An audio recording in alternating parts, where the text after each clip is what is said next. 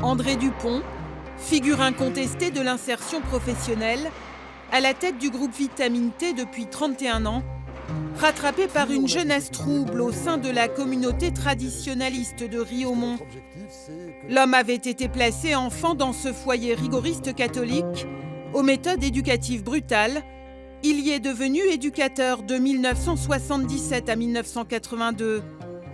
Il est aujourd'hui visé par 3 plaintes d'anciens pensionnaires. Bruno Raoult l'accuse d'agression sexuelle. Il avait une 12aine d'années lorsqu'André Dupont l'aurait attrapé par surprise, dans le bois attenant au pensionnat. Il s'était planqué, il m'a sauté dessus, je ne l'ai même pas vu arriver, quoi. Pour quelle raison, je me le demande encore. Et en me prévenant, en m'embrassant dans mon cou, et en me serrant, et en me tripotant de partout pour me demander que mon frère Danny, qui était mon frère aîné, allait bientôt partir, et que ça n'allait plus tarder pour moi. Danny, le frère aîné et protecteur de Bruno, qui fait état d'autres violences.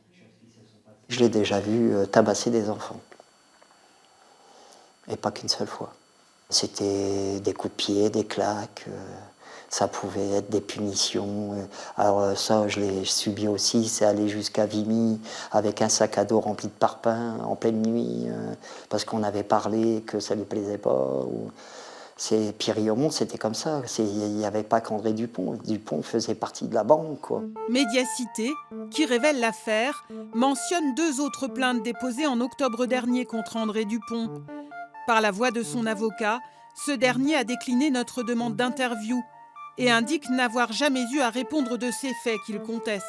Le procureur de la République n'a jamais jugé bon contacter mon client ou le faire convoquer. Chacun en tirera les conséquences qu'il souhaite. Élevé officier de la Légion d'honneur cet été, André Dupont devait recevoir sa distinction mercredi 3 décembre. La cérémonie a été reportée.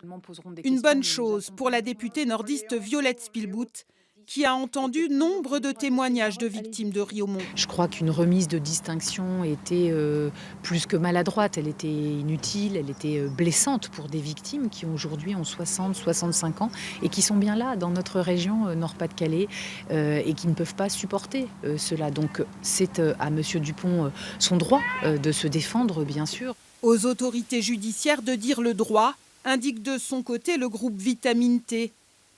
L'association Notre-Dame de Riaumont, pour sa part, dégage sa responsabilité, indiquant que Bruno, notre témoin, n'a jamais informé les religieux de l'époque.